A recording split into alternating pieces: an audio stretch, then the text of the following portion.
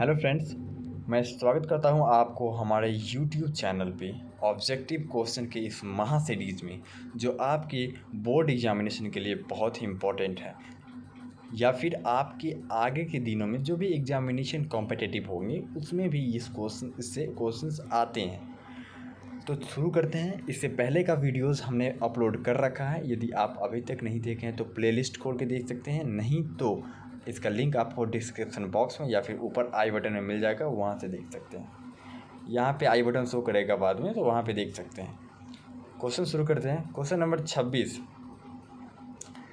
Question number 26 कह रहा है कि माइक्रोस्पोरेंजियम की आंतरिक भित्ति, जो माइक्रोस्पोरेंजियम होती है उसकी आंतरिक भित्ति जो पोषक होती है उसको क्या कहते हैं? तो इसका आंसर होगा ऑप्शन नंबर सी, यानी कि टैपिटम।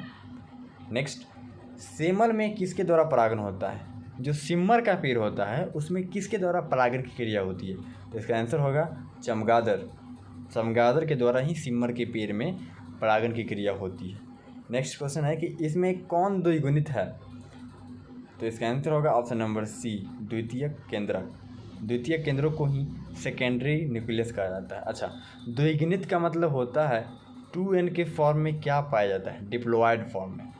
नेक्स्ट क्वेश्चन है क्वेश्चन नंबर 28 हो गया। और 29 कह रहा है कि प्रोगैमी में पराग नलिका किससे होकर भ्रूणपोष तक पहुंचती है? प्रोगैमी एक प्रोसेस है, उसमें जो पराग नलिका होती है वो किससे होकर, किस माध्यम से होकर भ्रूणपोष तक पहुंचती है? तो इसका आंसर होगा micropyle. Next question, question number 30 कह रहा है आवृत्त बीजी पादप में बीज के निर्माण के समय द्वितीयक केंद्रक परिवर्तित हो जाता है। जो आवृत्त बीजी पौधा होता है उसमें जब बीज का फॉर्मेशन होता है, निर्माण होता है, तो द्वितीयक केंद्रक जिसको सेकेंडरी न्यूक्लियस कहा जाता है वो किस चीज़ में कन्वर्ट हो जाता है? तो इसका आंसर होगा ऑप्शन नंबर बी, अर्थात भ्रूणपोष में। क्वेश्चन नंबर 31 कह रहा है कि परागकोश भित्ति इनमें से कौन सा नहीं है? परागकोश भित्ति इनमें से कौन सा नहीं है? तो इसका आंसर होगा option number D. Next question, question number 32 भ्रूण कोश में निम्नलिखित में कौन सा नहीं है? जो भ्रूण कोश होती है उसमें से इन चारों में से कौन सा अवेलेबल नहीं होता है? तो इसका आंसर होगा ऑप्शन नंबर सी, गुरु बीजाणु जनन कोशिका।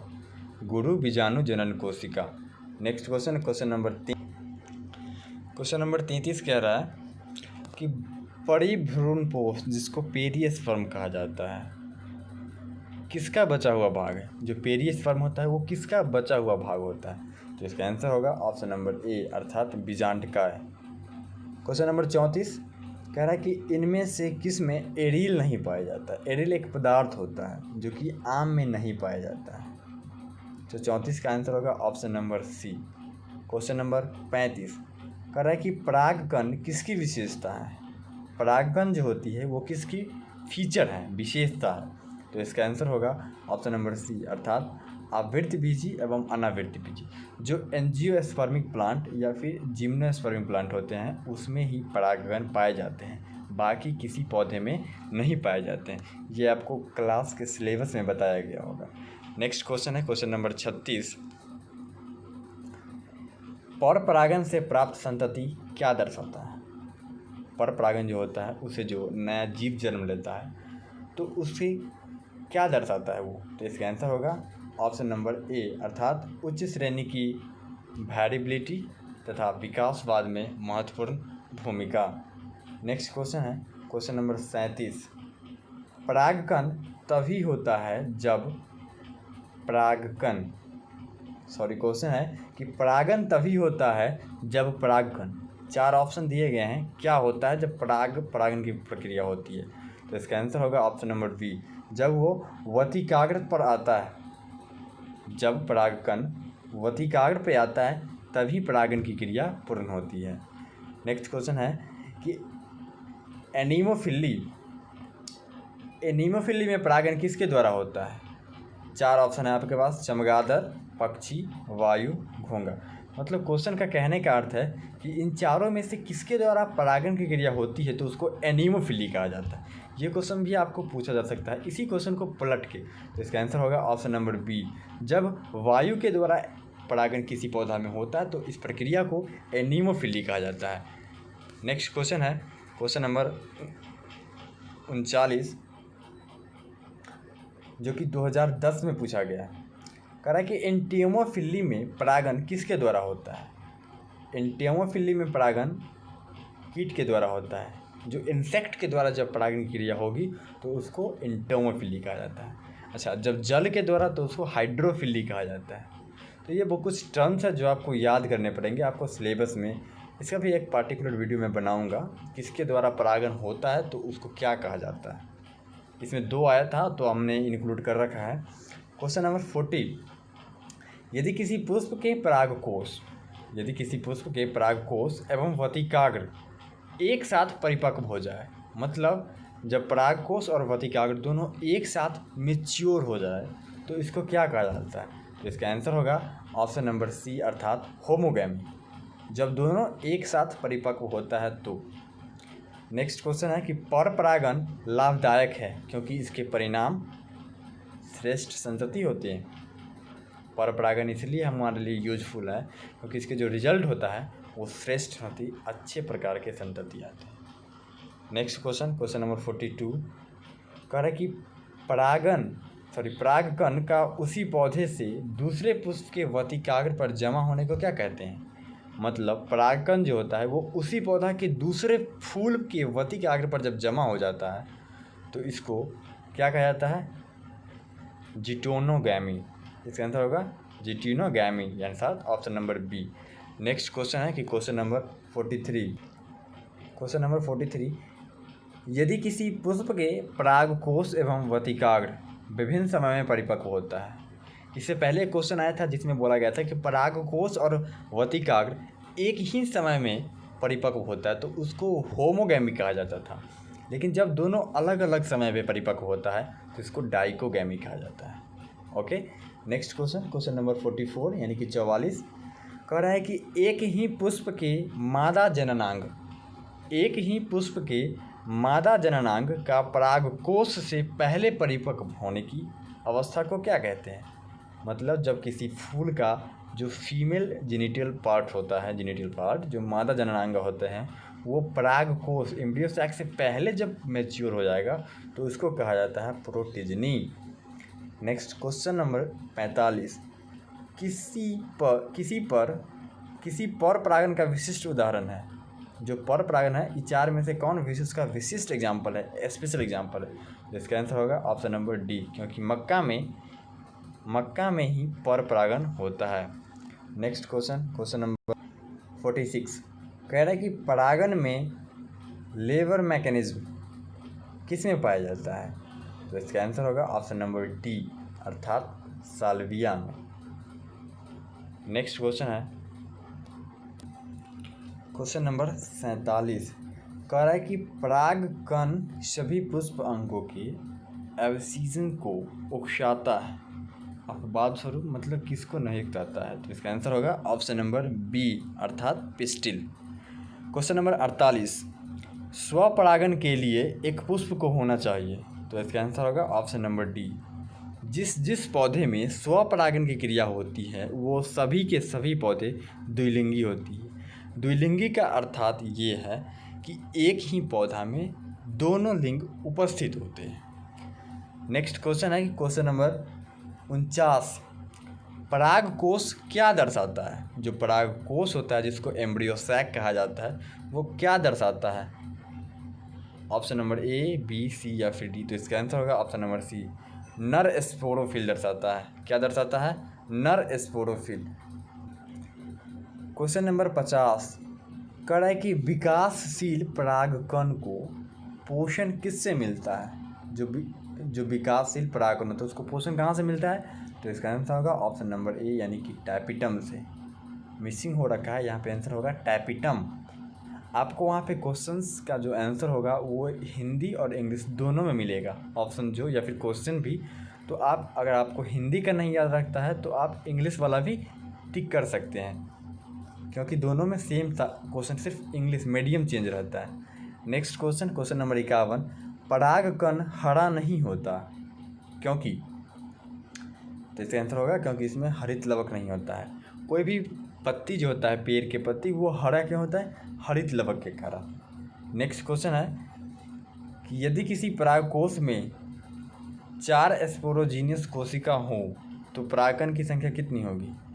तो इसका आंसर होगा ऑप्शन नंबर सी, क्योंकि एक में 4 सेल होते हैं, तो 4 हैं तो उसमें 16 सेल होगा। नेक्स्ट क्वेश्चन है क्वेश्चन नंबर 52 के बाद क्वेश्चन नंबर 53, किसी परागकण में जैसे कि साइपर्स, प्लॉइडी की संख्या कितनी होती है? किसी परागकण में प्लॉइडी की संख्या कितनी होती है? तो आंसर होगा ऑप्शन नंबर सी अर्थात एन, वो हैप्लॉइड होता है, एक गुणित ही होता है। क्वेश्चन नंबर 54, किसी एम्ब्रियो सैक, ये परागकोश को कहा जाता है, परागकोश का ही इंग्लिश नाम है एम्ब्रियो सैक, से जिस प्रकार संबंधित होता है, यानी कि परागकण परागकोश से जिस प्रकार संबंधित होता है उसी प्रकार से इस 4 में से कौन एक दूसरे से संबंधित होता है? तो इसका आंसर होगा ऑप्शन नंबर बी, यानी कि नर जो गैमेटोफाइट होता है वो मादा गैमेटोफाइट से ठीक उसी तरह संबंधित है जिस प्रकार परागकण एम्ब्रियो सैक से। नेक्स्ट क्वेश्चन है कि 1000 परागकण से कितने पराग मातृ कोशिका का निर्माण होता है? 1000 पॉलन ग्रेन में कितने पराग मातृ कोशिका का निर्माण होता है? तो इसका आंसर होगा ऑप्शन नंबर बी, यानी कि 250। 1/4 भाग मातृ कोशिका का निर्माण होता है। हमेशा याद रखें, जब आपको पॉलन ग्रेन का नंबर दिया रहेगा और आपको मातृ कोशिका का नंबर पूछेगा तो आप पॉलन ग्रेन का 1/4 कर लेंगे। जितना नंबर पॉलन ग्रेन का रहेगा उसका 1/4 हिस्सा ही मातृ कोशिका का निर्माण होता है। नेक्स्ट क्वेश्चन है क्वेश्चन नंबर 56, किसी परागकोश के पॉलन सैक में माइक्रोस्पोर मदर सेल की संख्या कितनी होती है? क्वेश्चन समझ आ रहा है? जब कोई परागकोश होता है तो उसका पॉलन सैक होता है जहाँ पे पॉलन ग्रेन रहता है अर्थात परागकण रहता है, जिसको परागकोश कहते हैं। पॉलन सैक का हिंदी होगा परागकोश। उसमें माइक्रोस्पोर मदर सेल की जो संख्या होती है वो कैसी होती है? 1 गुणित, 2 गुणित, त्रिगुणित या फिर चतुर्गुणित? तो इसका आंसर होगा ऑप्शन नंबर ए अर्थात 2 गुणित। यहाँ पे आपको 2n भी लिख सकता था, 2 गुणित को, 1 गुणित को n, त्रिगुणित को 3n लिख सकता था, चतुर्थ गुणित को 4n। इसका आंसर हमेशा याद रखें 2 गुणित यानी कि 2n होगा। नेक्स्ट क्वेश्चन 57, कह रहा है कि परागकण के साथ पराग नलिका प्रतिदर्शित करता है। तो इसका आंसर होगा ऑप्शन नंबर ए, हमेशा वो नर स्पोरोफाइट को ही प्रदर्शित करता है। कौन? परागकण के साथ पराग नलिका क्या प्रदर्शित करता है? नर स्पोरोफाइट। क्वेश्चन नंबर 58, किसी परिपक्व परागकण में कितने न्यूक्लियाई होते हैं? न्यूक्लियाई एक प्लूरल शब्द है जो कि न्यूक्लियस यानी कि केंद्रक का इंग्लिश में प्लूरल शब्द है। यहाँ पे केंद्रिकाएँ होगा हिंदी में देखेंगे तो, लेकिन इंग्लिश में ज़्यादा अच्छा लगता है इसलिए न्यूक्लियाई दिया गया है। आपको वहाँ ऑप्शन दोनों मिलेंगे, तो इसका आंसर होगा ऑप्शन नंबर बी, किसी परिपक्व परागकण में 2 न्यूक्लियाई होते हैं। क्वेश्चन नंबर 59, कह रहा है कि परागकण पीले वर्ण के होते हैं, जो पॉलन ग्रेन होते हैं वो पीले रंग के होते हैं क्योंकि इसमें मौजूद होते हैं।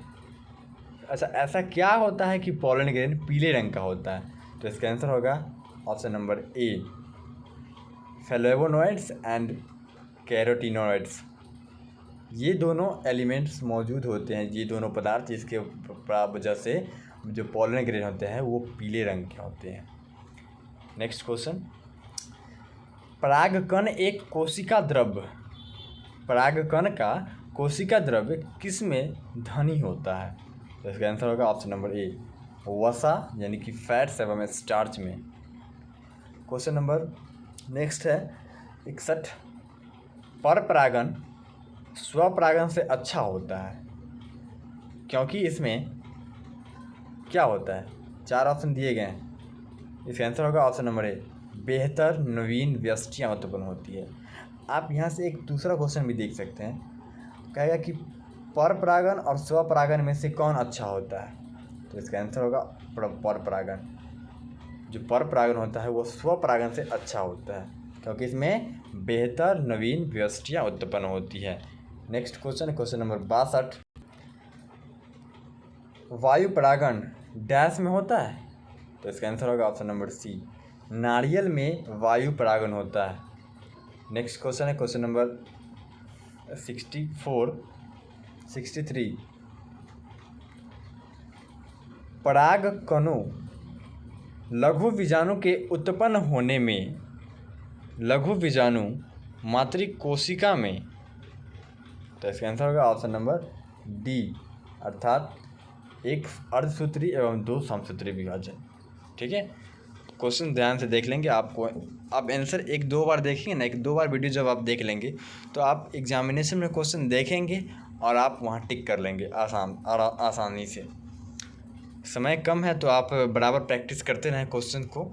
नेक्स्ट क्वेश्चन है कि निम्नलिखित में कौन सा परागकण के वर्तिकाग्र पर शुरू में परागण में मदद करता है? निम्नलिखित में कौन सा परागण के वर्तिकाग्र में शुरू में मदद करता है? तो इसका answer option B Ca++। Chemistry का है, थोड़ा सा मिक्स है। क्वेश्चन नंबर 65, परागकण में मौजूद ऑक्सीन, परागकण में जो ऑक्सीन मौजूद होती हैं किसकी वृद्धि में मदद करता है? तो इसका आंसर होगा ऑप्शन नंबर ए, परागनली एवं अंडाशय की वृद्धि में मदद करता है। कौन? ऑक्सीन नामक एक एलिमेंट होता है। नेक्स्ट क्वेश्चन नंबर 66, कह रहा है कि परागकोश संबंधित है, परागकोश किस चीज़ से संबंधित है, रिलेटेड है? तो इसका आंसर होगा ऑप्शन नंबर सी, अर्थात पुष्पकलिका के खुलने से। ठीक है, नेक्स्ट, परागन का परागकोश से निर्माण एवं विभेदन को क्या कहा जाता है? मतलब परागकोश से परागकण का निर्माण एवं विभेदन को क्या कहा जाता है? तो इसका आंसर होगा ऑप्शन नंबर बी, अर्थात माइक्रोस्पोरोजेनेसिस। नेक्स्ट क्वेश्चन नंबर 68, किसी डायोसियस परागकोश में होता है, डायोसियस परागकोश में क्या होता है? तो चार माइक्रोस्पोरेंजिया, किसी डायोसियस परागकोश में 4 माइक्रोस्पोरेंजिया होती है। क्वेश्चन नंबर 69, किसमें परागकोश में अर्धसूत्री विभाजन होता है? तो इसका आंसर होगा ऑप्शन नंबर डी, स्पोर मातृ कोशिका में अर्धसूत्री विभाजन होता है। क्वेश्चन नंबर 70, किसमें परागन का निर्माण होता है? तो इसका आंसर होगा ऑप्शन नंबर डी, यानी कि पॉलन सैक में ही परागकण का निर्माण होता है। पॉलन सैक का ही हिंदी होता है परागकोश, यानी कि इसका आंसर ऑप्शन नंबर ए और डी दोनों सही है। ठीक है, नेक्स्ट क्वेश्चन नंबर 71, परागकण होता है हैप्लॉइड, डिप्लॉइड, ट्रिप्लॉइड या चतुर्थ गुणित, यानी कि 4n के रूप में। तो इसका आंसर होगा ऑप्शन नंबर ए, अगुणित होता है। जो पॉलन ग्रेन होता है जिसको परागकण कहते हैं वो हमेशा अकेला होता है, यानी कि n के रूप में होता है। क्वेश्चन नंबर 72, पुष्पीय पौधों में लैंगिक जनन की खोज की थी, जो फूल देने वाले पौधे होते हैं उसमें लैंगिक जनन यानी कि सेक्सुअल रिप्रोडक्शन की खोज किसने की थी? तो इसका आंसर होगा कॉमेरॉइन्स ने। नेक्स्ट क्वेश्चन है क्वेश्चन नंबर 73, टैपेटम का कार्य क्या है? तो आंसर होगा ऑप्शन नंबर बी, अर्थात पोषण देना। पौधों में पोषण देना ही टैपेटम का कार्य होता है। क्वेश्चन नंबर 74, अगुणित कोशिका के संयोजन की प्रक्रिया होती है। अगुणित कोशिका जो होती है, n के रूप में जो सेल्स होते हैं उसका संयोजन का जो प्रक्रिया होती है वो उसको क्या कहते हैं? तो उसको कहा जाता है सिनगैमी। फिर कह रहा है कि किस फल का बीज चोल खाया जाता है? बीज चोल एक पदार्थ होता है, नाम है, वो किस फल का खाया जाता है? तो इसका आंसर होगा ऑप्शन नंबर डी, बीज चोल। जायफल का भी, लीची का भी और शरीफा का भी, यानी कि बीज के ऊपर का जो आवरण होता है उसको खाया जाता है। किसमें? तीनों में, यानी कि जायफल, शरीफा और लीची। क्वेश्चन नंबर 76 कह रहा है कि निम्न में से कौन कीटभक्षी पौधा है? तो आंसर होगा ऑप्शन नंबर बी, यानी कि नेफेंथिस। नेफेंथिस जो होता है वो कीट भक्षी पौधा है, मतलब कीट को खाने वाला पौधा है। अगर वीडियो अच्छी लगी तो हमारे चैनल को लाइक, सब्सक्राइब और शेयर। मिलते हैं अगले वीडियोज़ में। अगर आप पिछली वीडियो नहीं देखे हैं तो लिंक डिस्क्रिप्शन बॉक्स में है। अगर आप इसका PDF लेना चाहते हैं तो आप हमारे व्हाट्सएप ग्रुप से कनेक्ट कर सकते हैं, उसका लिंक आपको डिस्क्रिप्शन बॉक्स में मिल जाएगा। आगे का क्वेश्चन नेक्स्ट वीडियो में करेंगे, तब तक आप इसको देखिए। धन्यवाद।